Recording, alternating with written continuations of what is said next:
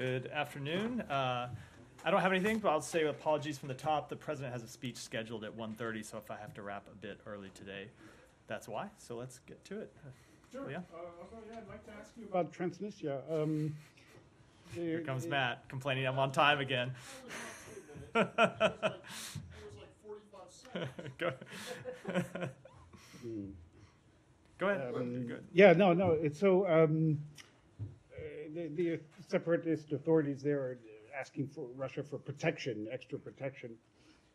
What is your take on what's happening there in that region? So, given Russia's increasingly aggressive and destabilizing role in Europe, we are watching Russia's actions in Transnistria and the broader situation there very closely. The United States firmly supports Moldova's sovereignty and territorial integrity within its internationally recognized borders, and we continue to encourage Chisinau and Tiraspol to work together and identify solutions to pressing concerns of communities on both sides of the Dnistru. Matt, do you want me to come to you now? Okay. I think it was 2 minutes. I think it was 2 minutes. It was supposed to be 2 minutes. Yeah, well, I don't know. Remember, go ahead. Time is relative. Time is a flat circle. I just want to ask a little bit about the settlements, Matt. So after Secretary's announcement last week, Israeli Finance Minister Smotrich doubled down on those plans, and he said, Israel will continue expanding the settlements in the occupied West Bank. I mean, first of all, do you have a response to that most recent announcement? So my only response is that we are going to continue to be very direct with the government of Israel, both privately and publicly, that we think that their settlement program is both an obstacle to peace and inconsistent with international law. Right. This seems to be another topic between Israel and U.S. that you guys are increasingly at odds, and diplomacy, whatever you're saying to your Israeli counterparts, does not seem to be working. You're unable to convince them, and you're also pushing for a two-state solution. And so what are you going to do differently to get Israeli counterparts on board? How are you going to reconcile the expansion of the settlements with a two-state solution that you're pushing for? So first of all, I'd say that disagreements between the United States and Israel over settlements in the West Bank are something that date back far beyond the outset of this administration. These disagreements go back decades, in fact, over multiple administrations of both parties in the United States and multiple governments of Israel.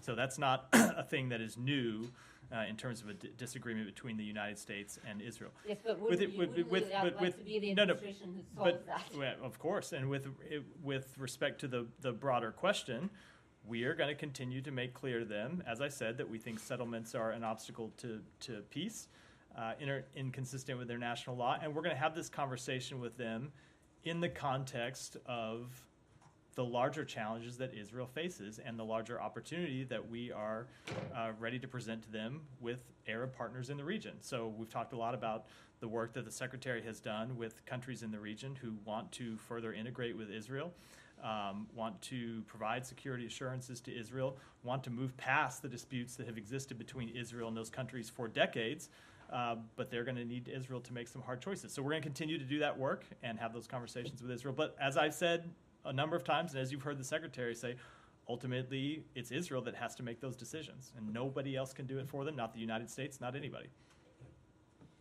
Thanks, Matt. Hamas is calling on Palestinians to march on Al-Aqsa Mosque on the first day of Ramadan. I was wondering if the State Department has any comment on this call. So I don't have any comment on the call for marches. I would just say, as it pertains to Al-Aqsa, we continue to urge Israel to facilitate access to the Temple Mount for peaceful worshipers during Ramadan, consistent with past practice. And that'll continue to be our position. Have you received any commitments from the Israeli government that they will allow access to the mosque? We have seen reports about, what's the right word, plans that are under consideration. I don't know if they've made a final decision over that matter. We have urged them that worshipers should have access to Al-Aqsa during Ramadan. And the point that we have made clear to them is, as is true for a number of areas that we discuss with them, that's not just the right thing to do. It's not just a matter of granting people religious freedom that they deserve and to which they have a right, but it's also a matter that directly is important to Israel's security. It is not in Israel's security interest to inflame tensions in the West Bank or in the broader region, and so we'll continue to make that clear. Would there be any repercussions if any of these far-right ministers who have threatened to go actually worship at Al-Aqsa actually go through I just this? don't want to deal with a hypothetical. And could I follow up? My colleagues just completed an investigation that found that indiscriminate Israeli fire killed scores of members of a family that was sheltering in what they were told was a safe area of Gaza. Has the State Department, can you update us at all on the investigations into civilian harm? So I have not seen this particular report that CNN has done, so I'll need to look into that to be able to respond to the specifics. But broadly, we have engaged with the government of Israel over a host of civilian deaths and called for investigations, asked for more information. At times, they've been able to give us information about things that happened, either mistakes that the IDF made in its targeting. At times, they've been told us that matters are under investigation. That's the general way that we approach this, but I can't comment specifically on this report, And which you I won't haven't seen. speak to specific incidents, but can you give us an understanding of the universe of how many of these incidents you're looking into? No, there are a number of incidents that we've looked into. As I've said, we are always collecting information and gathering information, but I can't speak to it beyond that. What about the investigations into the destruction of civilian infrastructure, or apparently civilian infrastructure in Gaza? So sure. Specifically, did you ever get an answer to them about the university? So the most recent update I have, we pressed the government of Israel for information about that. They came back to us and said that particular facility was one that was used by Hamas to launch terrorist attacks. We asked for more information, said that we wanted to know more information about their decision-making on that process, and do not yet have a further answer.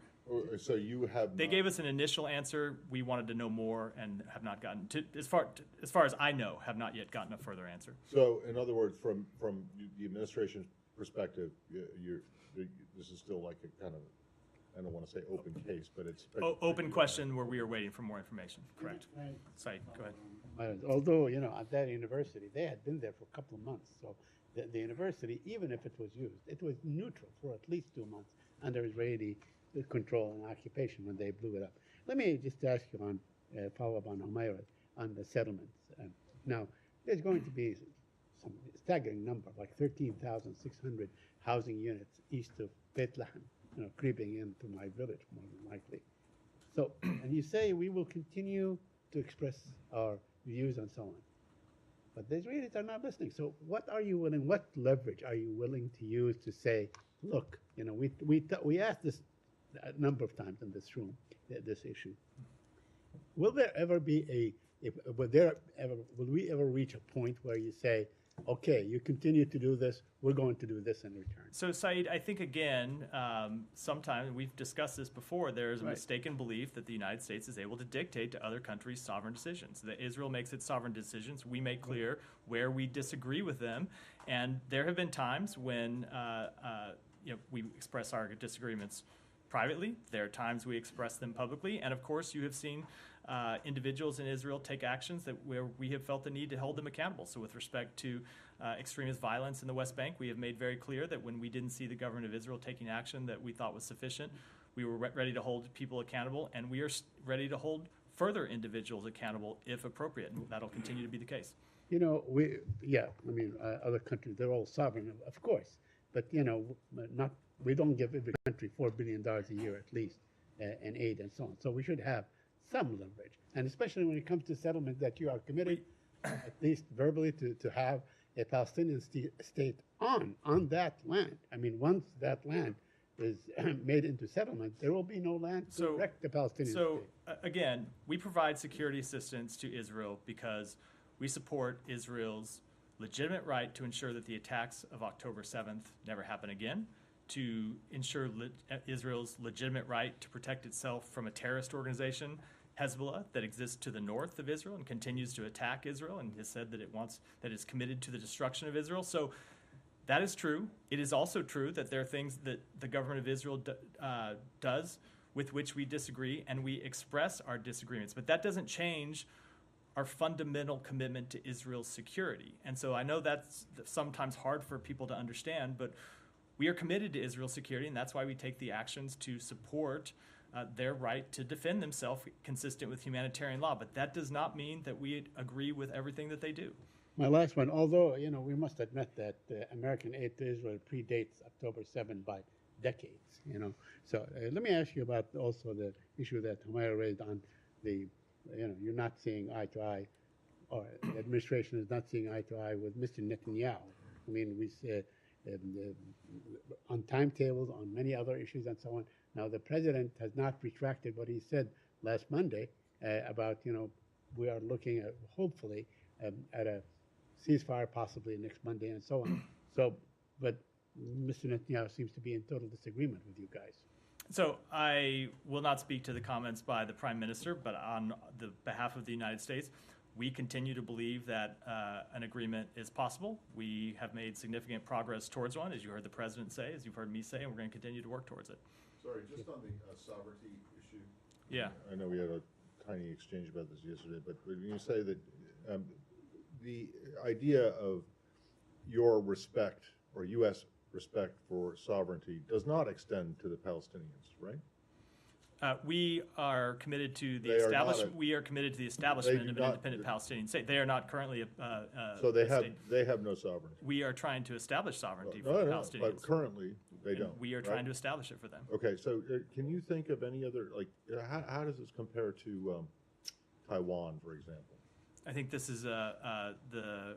No, in unique- terms of your It is- belief in sovereignty. So you have a one-China policy as it relates to China and Taiwan, which indicates that Taiwan is not sovereign, and yet you treat them as a sovereign entity, maybe not a state, but a sovereign entity. With the Palestinians, do you treat them with the same kind of regard, that maybe they're not a sovereign state, or you do not recognize them as a sovereign state, but at least they have a right of self-determination? So we do not treat them as a sovereign state, but we are trying to establish an independent Yes, Palestinian state. okay. I know. Well, Just let me get to the Mm-hmm. answer. And we do support self-determination for the Palestinian people. Okay, but they do not currently enjoy the administration's thinking, and previous administrations' thinking as well.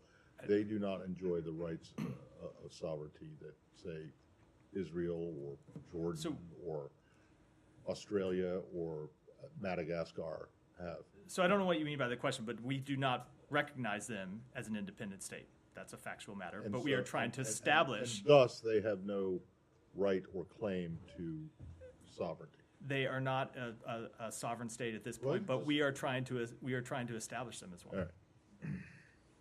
Very quickly, to Matt's point, is the Biden administration ever going to reopen the consulate for Palestinians in Jerusalem? And if not, why not? I don't have any update on that matter. It's something that we continue to look at.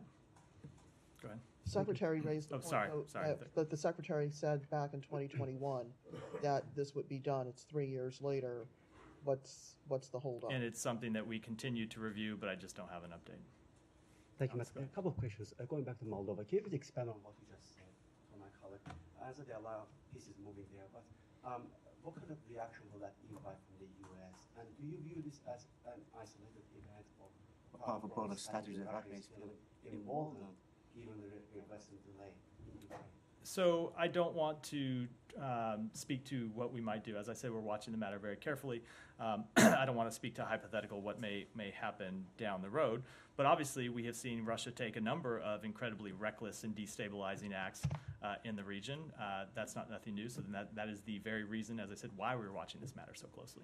In Georgia, Russian occupiers, they kidnapped another Georgian citizen in Karelia. And Georgian government said they informed international allies, including Geneva process co-chairs, which is the U.S. Do you have any reaction? Let me take that back and get your And comment. thanks so much. On Berlin talks, do you have anything for me? I know the U.S. is not in the room as of Jeremy and I don't have a readout from those talks, so no.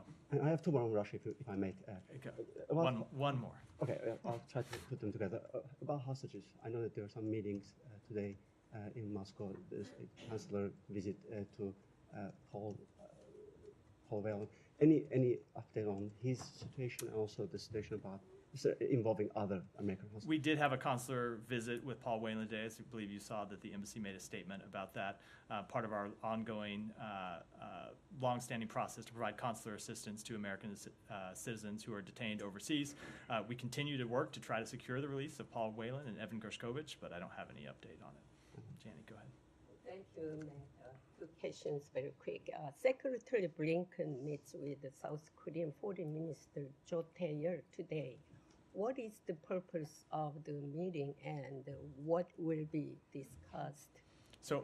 So I will not preview what will be discussed before he has a chance to have that meeting, and as is my longstanding practice. But they will certainly discuss cooperation on a number of issues in the region, destabilizing acts by North Korea, and of course the trilateral partnership between the United States, Korea, and Japan. And you can look, of course, for a full readout after the meeting. Secondly, the United States want South Korea to provide more weapons, including artillery cells, to Ukraine. What item do you specifically want? So I'm not going to speak with respect to specific conversations with South Korea, but I will, or specific military items, but we have, of course, encouraged a number of allies and partners around the world to step up and provide security assistance to Ukraine. And in fact, we've assembled a coalition of more than 50 countries who have provided assistance to Ukraine.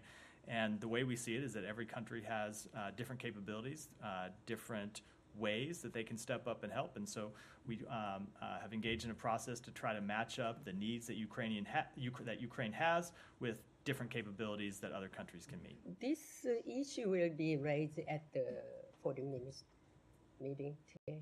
Again, I don't want to preview a meeting before it happens. Thank you. Go ahead. Two questions from Pakistan. Thank you. 4 foreign nationals who were charged last week in the U.S. with transporting suspected Iranian-made weapons on a vessel intercepted by U.S. naval forces in Arabian Sea. Now, Pakistani authorities have told us that they have approached the U.S. for consular access to 4 of them. Do you have any update on that? I would defer that question to the Department of Justice. When people are taken into federal custody, they're held by the Department of Justice, and it is that department that decides matters of consular access. For a second question. So Imran Khan, former Prime Minister, he has asked IMF to factor in countries' political stability in any further bailout talks. And as U.S. knows, that Pakistan needs $2 billion loan in March to be able to avoid economic breakdown. How do you see this effort on PTI's part to be contacting IMF and also talking about election rigging? So I'll just say with respect to the IMF that we support Pakistan's efforts to break free from the vicious cycle of debt and international financing. The long-term health of Pakistan's government, or economy, is crucial to its stability. Pakistan's new government must immediately prioritize the economic situation because the policies over the next several months will be crucial to maintaining economic stability for Pakistanis. And we urge Pakistan to continue working with the IMF and other international financial institutions towards macroeconomic reforms. Yeah, go ahead. There's some reporting today about a codel from last week to Cuba about 10 Democratic members of the House. Did state facilitate any of that, or did you have any visibility on that codel? We did not facilitate any meetings that they held. This is what I think you call a no-del, the technical term. Go ahead. Really? So they had absolutely no contact with the embassy? That's not what I said. They may have a contact. That I'm not aware of. We did not facilitate any meetings they had with the Cuban government. You reported yesterday that the United States supports the idea of European allies sending troops to Ukraine. Can you confirm that? Does Washington support it or not? I think I spoke to this yesterday from this podium where I made clear that other countries will decide what they want to do, but on behalf of the United States, the President has been very clear that he is not going to put U.S. boots on the ground. And if you heard me yesterday, I referred to the comments by the NATO Secretary General that he has been very clear, that there will be no NATO troops in Ukraine. Okay, and one more question. According to IMF data, the Russian economy grew faster than any of the G7 economies in 2023. And sorry, I just misheard. Can you just... According to IMF... According to IMF, yeah. IMF data, the Russian economy grew faster than any of the G7 economies in 2023 and is expected to do so in 2024. Can you explain this phenomenon? Does does it mean that sanctions doesn't work? So I didn't see that specific report, but we have seen the Russian GDP decline dramatically since its invasion due to the sanctions and export controls that the United States and other countries imposed on Russia, and due in part to, in our belief, the hundreds of thousands of Russians, some of the best and brightest, who fled Russia after the outbreak of that conflict. Go ahead. States is helping Pakistan in the energy sector, and recent projects help Pakistan addition of 4,000 megawatt of energy capacity in Pakistan. Would you like to share some details about that? Share what? Some details about that? You have any details I about the energy? will have to take that back and get you an answer. The U.S. Commission on International Religious Freedom disclosed that Indian embassy in Washington, D.C. not giving them visa for the last 3 years to monitor the ground situation in India about the religious freedom. And they also asked Biden administration to include India into CPC countries. Do you have any comments on that? What was the second part of the question? So they are heard the part asking about Biden visas. administration to include India into CPC countries, U.S. Commission on Interreligious. Oh, so USCIRF is an independent commission established by the International Religious Freedom Act of 1998 to provide recommendations to the president. So I would refer you to them for any further comment. Yep, Humera, go ahead. I'll come to you next. Yeah, just to go back to your answer on settlements, Matt, and this is not something that I've heard for the first time, but I just want to put it on record. So you talked about wider integration of Israel into the region, and you talked about Secretary's efforts, which I've seen firsthand traveling with him. But so what U.S. is hoping is that you would have a broader normalization between Israel, Saudi Arabia, and perhaps like other Arab countries, and in return, Netanyahu would agree to a two-state solution or some form of it that would effectively put a halt to the settlements. What's the settlement element of that? So the settlement element of that is that if at the end of this you would have the establishment of an independent Palestinian state, and if you have an establishment of an independent Palestinian state, that would necessarily include the inability for Israel to build settlements in what is another country at that point. Now, the issue of existing settlements, as we have always been clear, is something that would have to be discussed in negotiations between all the parties. Right, and when you have been holding talks with the Israeli government, with Netanyahu and your counterparts there, have they actually privately told you anything that would make you think that they're open to any of these ideas, especially like putting a lid on the settlement expansion? I am not going to. Independent of this. Yeah, I'm not going to speak to. I'm not going to speak on behalf of the Israeli government. I will say what we have made clear, and you've seen the Secretary speak to this when he's in the region about the case that he has made to them, and why we think it's important that there be a coherent plan for the day after this conflict in Gaza that includes reconstruction, that includes governance, and in our view, you have to have the participation of other countries in the region to achieve such a coherent plan. And you also have to have the participation of other countries in the region to achieve real and lasting security for Israel. And so that's why we're going to continue to make that case. Yeah, one last thing on aid, and I've asked you this earlier this week, since the situation is even more and more dire. We're seeing a lot of reports of now, like, children, sort of starvation, malnutrition. So there seems to be like almost a complete collapse in the distribution of aid inside Gaza. We've seen Israel blame UN. I mean, does the United States share that view? Is it up to UN, and is it their inability to provide this? And what are you guys doing to address this urgently? So I think with respect to the distribution issue, the UN is unable to distribute food and other assistance inside Gaza the way that they would like to due to the security situation. So it is a matter that needs to be addressed by all of the concerned parties, and that's what we're trying to do. I will say we are also working on opening additional crossings to get humanitarian assistance in addition to Rafah and Kerem Shalom, and hopefully in a way that would alleviate some of the distribution issues that we face. There are other ways that we are exploring to get humanitarian assistance in, but we are also, and it's why you hear us talk about this so much and why we're devoting so much effort, trying to secure a hostage deal that would lead to a temporary ceasefire, because ultimately that would resolve a lot of the issues regarding the distribution of humanitarian assistance. And if there aren't there is an active conflict going on. It's much safer for people to move around. It's much safer for aid to be delivered. And then because there's more aid coming in and more aid being delivered, the people on the ground aren't in such a desperate situation that you see looting of convoys and that sort of a security problem as we've seen in the last few weeks. Yeah, I understand the emphasis on the hostage talks, but we're talking about dates like March the 4th, and some people even call that like optimistic. We're talking about March the 10th, the start of Ramadan, but you know what we're seeing inside Gaza right now is like much more urgent. Yeah, no, that was what I was speaking to with the first part of my answer, is why we're trying to resolve the security situation that has led to trucks being unable to move freely. We're trying to get an additional crossing open. This is independent of a potential hostage deal, and we're exploring other ways to get humanitarian assistance in. We're not just waiting for a hostage deal. We are trying to address that issue now, while also recognizing that the best solution to the problem would be a temporary ceasefire. Right. By the way, how is the third opening of the crossing will help the distribution problem inside? I don't want to speak to that now. It's something that we're pressing on, and if and when I have more details, I'll speak to him from here. Yeah. Go ahead. I told her I'd come to her next. I'll come to you after. Go ahead. Recently, an Austrian hostages was released by Taliban regime with Qatar mediation. As we know, there are some American hostages in the Taliban prison, including the Ryan Corbett. Is there any negotiation between United States and Taliban for releasing American hostages from the Taliban prison? U.S. officials have consistently pressed, including in meetings with Taliban representatives, for the immediate and unconditional release of Americans detained in Afghanistan, noting that these detentions are a significant obstacle to positive engagement. Let's stay on Afghanistan for yeah. a second. Yesterday, I think it was Nick, asked you about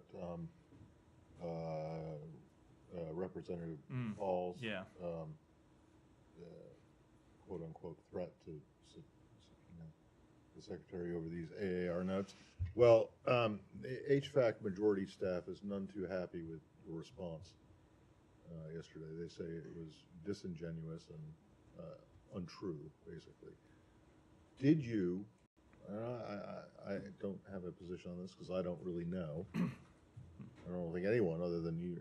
But did the State Department tell HVAC majority staff on this call on January 12th that you no longer had custody of the after-action review interview notes and couldn't and wouldn't release them unless the White House and the NSC signed off? So I wasn't on that call, and I saw that they had put out a statement right before I walked out of the podium. I didn't get a chance to. That was what I was reading. I didn't get a chance to read it or look into it, so I'll have to get back to you on that. Well, there are several specific questions that they have about your response yesterday, and so I just. I'm happy to review the statement and either get back to you afterwards or speak to it from the podium tomorrow. Okay. Well, can you address them? But is it your understanding right now, the current situation is that the State Department no longer has custody or the ability under the Presidential Records Act or whatever executive privilege to provide those notes to the committee without either the White House or the NSC signing off on it? I'm just going to have to look into it and get back to you. I'm just not aware of the underlying details of the situation. Well, I can say the offer that we have made to them, which is to have the Deputy Secretary come and discuss this with them, still stands, obviously, to try to work through these issues. This is the Deputy Secretary, Rich Verma, yeah. Okay, and they say, though, that he said on this call that you guys wouldn't turn them over, and then when they said, this is what they say again. Yeah. And they say, well, then Chairman McCall might have to, elevate this to the Secretary's level. And the response was, well, that's his prerogative. Go ahead. Basically, go ahead. Again. And if that's correct, I don't know if that characterization is correct or not. But if it is, it just seems, I don't know. It just doesn't seem to be like saying, it doesn't seem to be indicative of an agency that wants to or thinks that it's important to cooperate on this. And I understand this has gone on for a long time. I was about to say, and I get all that, but they have legitimate interest. So again, I can't speak to those specific details because I wasn't on the call, as I said, and I have not been able to look into the matters. But as I think you anticipated, I was going to say, we have turned over in this inquiry thousands of pages of documents. We've made available witnesses for transcribed interviews. We have cooperated in a good faith fashion, but as is always true, the executive branch has legitimate confidentiality rights and legitimate privileges that we also expect Congress to respect. And we try to reach an accommodation, and that's what our offer to have the Deputy Secretary come discuss with the committee was ultimately trying to pursue. But the notes that they want to see were not among the documents that were turned over, that you turned over.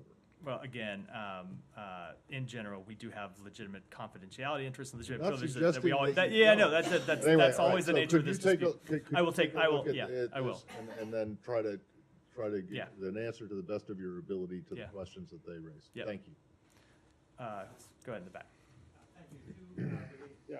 Two quick questions. There were some reports yesterday claiming that U.S. demands Israeli government to submit a written letter on using U.S. weapons in Gaza. I mean, giving some assurances it will abide by international law. Can you have anything on that? So I did see that report, and I think it is just describing the national security memorandum that the president issued in early February that outlines a procedure that is not specific to the state of Israel, but is specific to all countries that receive military assistance from the United States, that those countries provide us written assurances that recipients, number one, will use the weapons in accordance with with the law of war, and number two, will facilitate and not arbitrarily deny or restrict humanitarian assistance. So there is a process that we are engaged in with every country that receives military assistance from the United States to make sure they are aware of the requirements of the National Security Memorandum, make sure that they are aware of the timeline that is outlined in the National Security Memorandum. Again, this is all public. It requires a 45-day timeline for these countries to provide written assurances. So we're going about that process now. And Alex, and then we'll have to end because I think it's time for the president. Quick on Sandvine. The U.S. blacklisted Sandvine today. Can you please fill us in on what does that mean in practice in terms of holding repressive regimes accountable? According to Freedom House, Azerbaijan, Russia, the UAE, they have used that company to go after human rights defenders. To hold them accountable, will you take a further step rather than just denouncing them, unwanted? I do not have any further actions to preview from here. With that, thanks everyone. Sorry for the short briefing. Thank you.